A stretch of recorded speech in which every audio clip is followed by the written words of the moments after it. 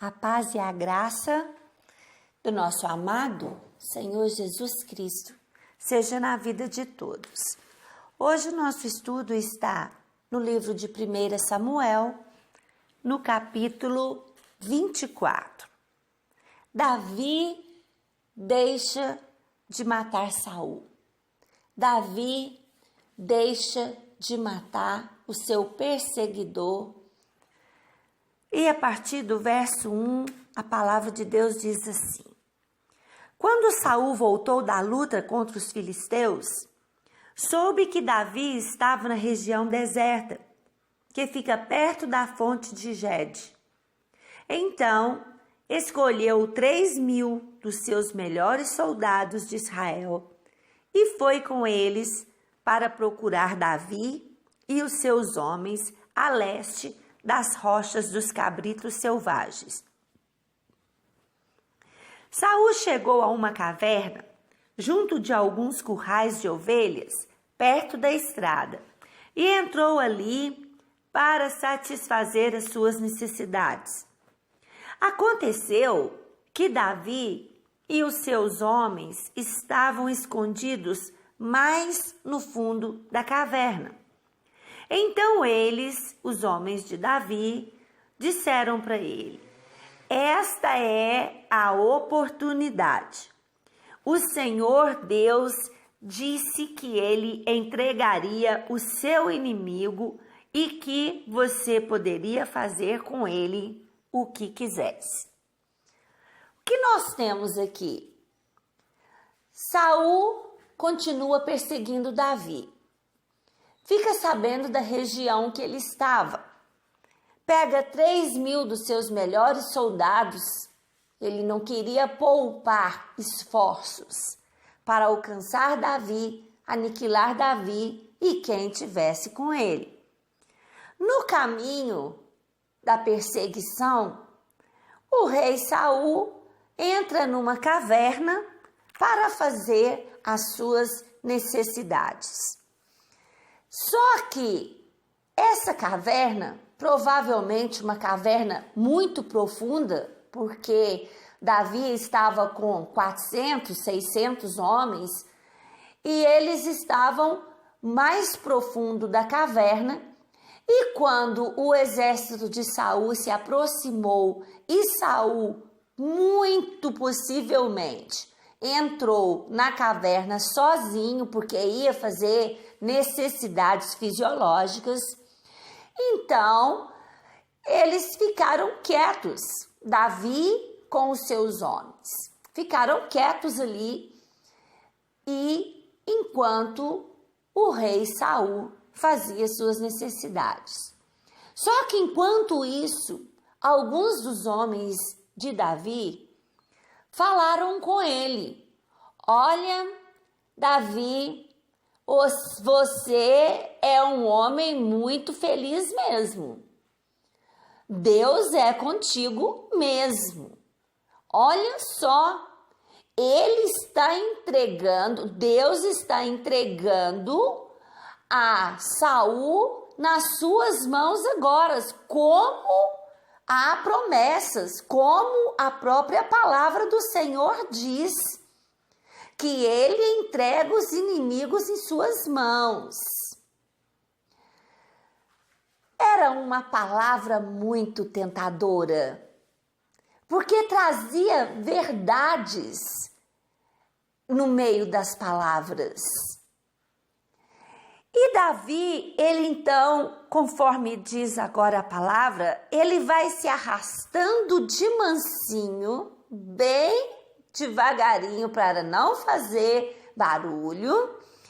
Ele vai se arrastando, mas ao invés de matar o rei, ele corta um pedaço do manto do rei Saul. E a palavra de Deus diz que, no verso 5, mas aí a consciência de Davi começou a doer, porque ele havia cortado um pedaço da roupa de Saul.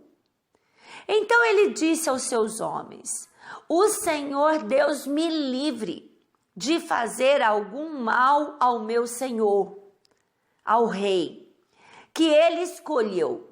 Eu não devo atacá-lo de jeito nenhum, porque ele é o rei escolhido pelo Senhor. Assim Davi convenceu os seus homens de que eles não deveriam atacar Saul. Então Saul levantou-se, saiu da caverna e seguiu o seu caminho. Davi não tocou em Saul. Ele só cortou um pedaço da capa dele, ele tinha intenção com isso. Mas só desse ato ele se arrependeu. A consciência dele doeu. Olha, como é apreciável, bonito a atitude de alguém que respeita autoridades. A Bíblia nos manda respeitar todas as autoridades, todas, sejam elas civil, militar, governamental, todas as autoridades. Ao contrário de muitos que vivem envenenados, com a boca cheia de venenos para falar contra as autoridades, o governo, a gente sabe que as coisas realmente não estão boas. Eu vejo as coisas melhorando, sim, eu vejo. Mas, ao invés de falar, a Bíblia fala para orar por aqueles que estão embutidos de poder. Essa é a atitude de alguém cheio do Espírito Santo. Quanto mais uma autoridade espiritual, um líder que Deus levanta para o seu reino, para fazer a sua obra, para pregar a sua palavra.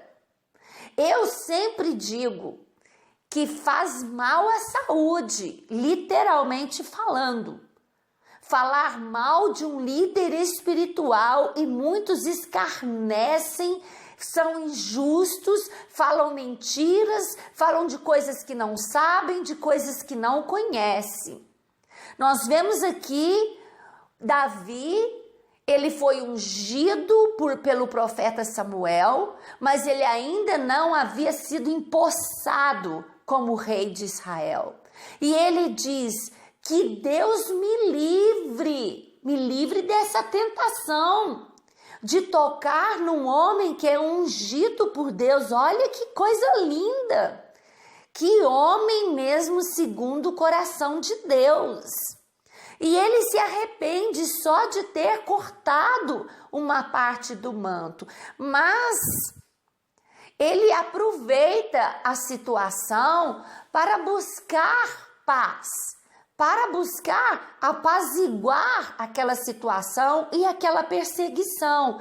Então, quando o rei Saul sai de dentro da caverna e está provavelmente a uma distância mais segura, porque a palavra de Deus diz aqui que Davi gritou. Se ele gritou, ele estava mais distante.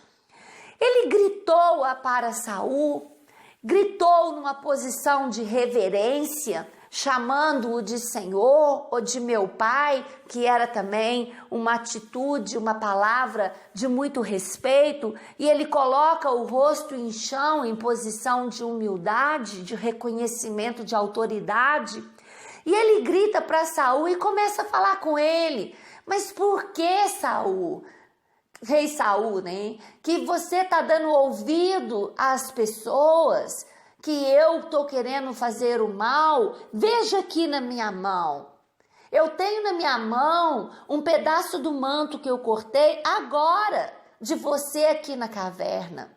Ele está querendo dizer para ele: olha, rei Saul, eu poderia facilmente ter te matado, mas eu não o fiz. E está aqui a prova de que você estava nas minhas mãos. E ele continua falando e falando: olha, eu não sou seu inimigo, eu não estou contra você, eu não quero te matar, eu não entendo essa atitude sua contra mim, essa perseguição toda. E nisso, Saul se comove. Neste momento, Saul se comove. E então, ele diz para Davi, quando Davi acabou de falar, Saul disse: é você mesmo, meu filho Davi. E Saul começou a chorar. Então disse a Davi: você está certo e eu estou errado. Você tem sido muito bom para mim, enquanto que eu lhe tenho feito muito mal. Hoje você mostrou o quanto é bom para mim, pois não me matou, embora o Senhor me tivesse entregado a você. Será que alguém, depois de pegar o seu inimigo, o deixa ir embora? São e salvo, que o Senhor o abençoe pelo que você fez por mim. Então Saul, neste momento, ele reconhece que Davi teve ele nas suas mãos e que Deus permitiu que ele estivesse nas mãos de Davi. Foi uma prova para Davi. Foi uma tentação para Davi. Os próprios homens de Davi citaram para ele a palavra de Deus, que o Senhor entregaria nas mãos do ungido os seus inimigos. Mas veja o que a palavra de Deus diz em Lucas, no capítulo 6, a partir do verso 27. Agora é o Senhor Jesus dizendo: mas eu digo a vocês que estão me ouvindo, amem os seus inimigos e façam o bem para os que odeiam vocês. Desejem o bem para aqueles que os amaldiçoam e orem em favor daqueles que os maltratam. Se alguém lhe der um tapa na cara, vire o outro lado para ele bater também. Se alguém tomar a sua capa, deixe que leve a túnica também. Dê sempre a qualquer um que lhe pedir alguma coisa. E que quando tirar o que é seu, não peça de volta.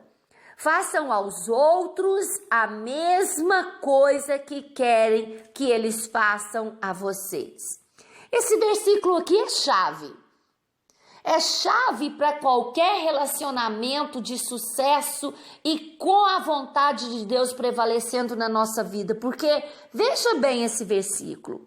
Eu devo fazer aos outros, a qualquer um, principalmente, é claro, os inimigos, a mesma coisa que eu gostaria que eles fizessem a mim. Olha, a própria palavra diz que ninguém odeia a sua carne, que ninguém quer fazer mal à sua carne, que antes trata a sua carne bem e dá a ela tudo que ela necessita. E Jesus continua dizendo: se vocês amam somente aqueles que os amam, o que estão fazendo demais? Olha só que lindo! Amar quem me quer bem, amar quem faz o bem, para mim é fácil demais. Até as pessoas de má fama amam as pessoas que as amam. E se vocês fazem o bem somente para aqueles que lhes fazem o bem, o que é que estão fazendo demais? Até as pessoas de má fama fazem isso. E se vocês emprestam somente para aqueles que vos emprestam, o que acham que vão lhes pagar? O que é que estão fazendo demais? Até as pessoas de má fama emprestam aos que têm má fama, para receber de volta os que emprestam. Façam o contrário. Amem os seus inimigos e façam o bem para eles. Emprestem e não esperem receber de volta o que emprestaram a vocês. E vocês terão recompensa e serão filhos de Deus Altíssimo. Façam isso, porque Ele é bom também para os ingratos e maus. Tenham misericórdia dos outros, assim como o Pai de vocês tem misericórdia de vocês. Você já imaginou se, como nós tratamos mal os nossos inimigos, desejamos mal, odiamos, não perdoamos? Você já imaginou se Deus usasse desse mesmo peso e medida para conosco? Se Deus não usasse para conosco de misericórdia, de compaixão, e nos amar como Ele nos amou e nos ama, ao ponto de dar o seu único filho para morrer por mim, para morrer por nós, veja que peso e que medida diferente. Nós, sem Jesus, nós somos chamados de inimigos de Deus. E Jesus veio morrer na cruz para que essa inimizade que tem por causa do pecado entre eu e Deus fosse aniquilada. E para todo aquele que crê, é isso que acontece, a amizade, a inimizade acaba. E nesse capítulo, Davi nos dá um grande exemplo aqui, porque ele teve o rei Saul nas suas mãos e ele não tocou nem com os próprios homens dele, o aconselhando a fazer, justificando a atitude dele. Então a palavra para nós é: não pague o mal com o mal. Pague o mal com o bem e nós seremos recompensados. Nós seremos observados por Deus. E Deus, que é misericordioso, vai nos recompensar, vai agir conosco com a misericórdia, compaixão e o amor com que Ele tem para com as nossas vidas. Fica essa palavra para a nossa meditação. Não pague o mal com o mal. Pague o mal com o bem. Ame e seja para com os outros como gostaríamos de receber dos outros. Nós amamos a nós mesmos e queremos o bem para as nossas.